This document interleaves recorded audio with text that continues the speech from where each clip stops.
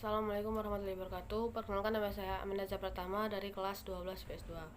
Di sini saya akan membuat video untuk pengambilan nilai ujian praktek bahasa Indonesia. Bismillahirrahmanirrahim. Alhamdulillahi haza nali haza wa ma kunna linah tadiya la haula ahzanallah la khoja rasulullah rabbina bil haq wa nuzu antil humul jannatu urisuma bima kuntum ta'malun.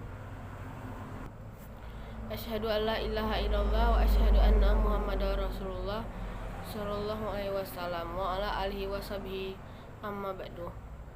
Puji syukur mulai kita panjatkan kehadirat Allah SWT yang telah melimpahkan rahmat dan hidayahnya sehingga kita bisa berkumpul di ruangan ini dengan sehat dan sentosa. Salawat serta salam semoga tetap tercurahkan kepada Nabi kita Nabi Muhammad SAW beserta keluarganya, para sahabatnya dan pengikutnya sampai hari akhir.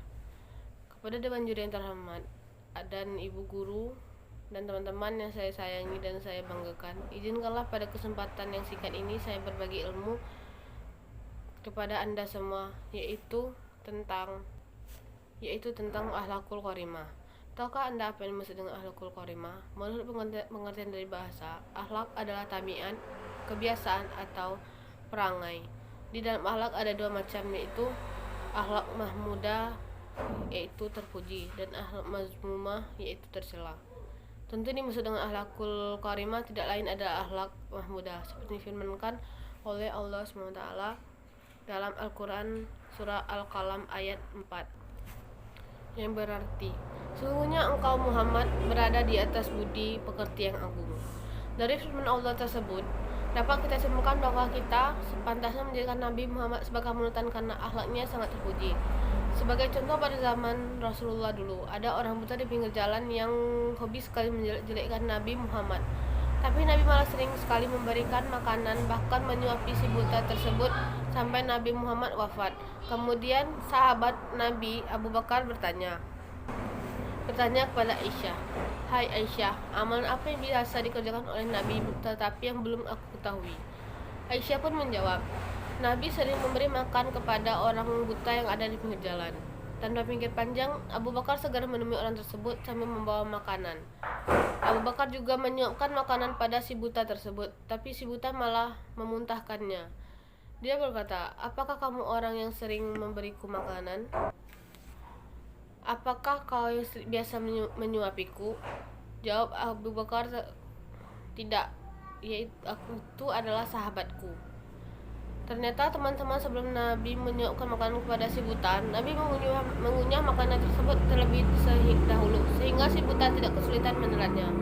Masya Allah, begitulah kemudian hati Rasulullah SAW sehingga kita bisa membuat si buta kagum dan menyesali perbuatannya serta mau masuk Islam. Memang dalam kehidupan sehari-hari akhlakul karimah sangat penting karena dapat menentukan kehormatan seseorang. Mari kita pikirkan sejenak bagaimana sih memperlakukan tetangga kita yang ketahuan mencuri ataupun membunuh. Saya yakin pasti mereka diasingkan. Juga banyak orang mengejek atau mungkin malah tidak ada yang mau berteman dengan orang tersebut karena sudah tidak respect dengan orang tersebut. Sehingga kita ingin dihargai maupun dihormati dalam pergaulan, kita harus menjaga akhlak kita. Bukan hanya di dunia saja, bahkan di akhirat akhlakul karimah juga sangat penting.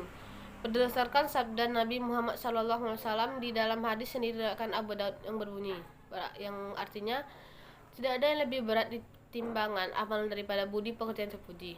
Bukan dalam pergaulan atau di masyarakat saja, pada orang tua atau orang yang lebih tua kita harus bisa berakhlak yang baik.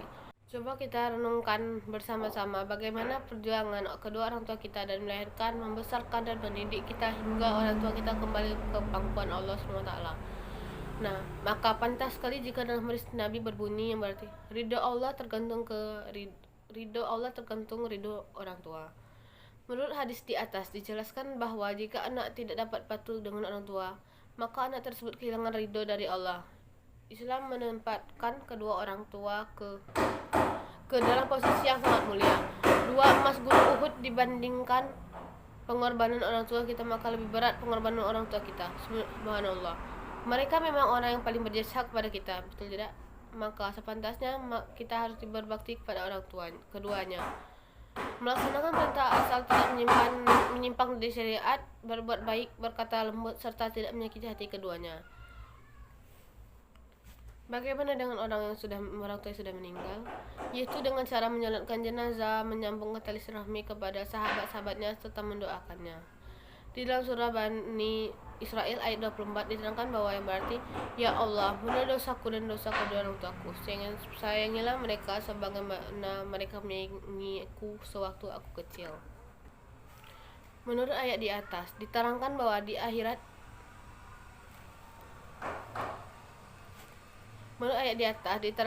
di akhirat nanti yang dapat menolong orang tua kita dari jurang neraka hanyalah dengan doa dari anak soleh ataupun soleha.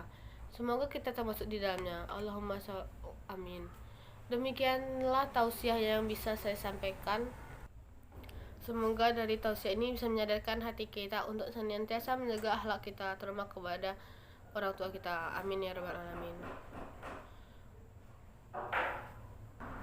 Saya tutup ceramah singkat saya ini. Assalamualaikum warahmatullahi wabarakatuh.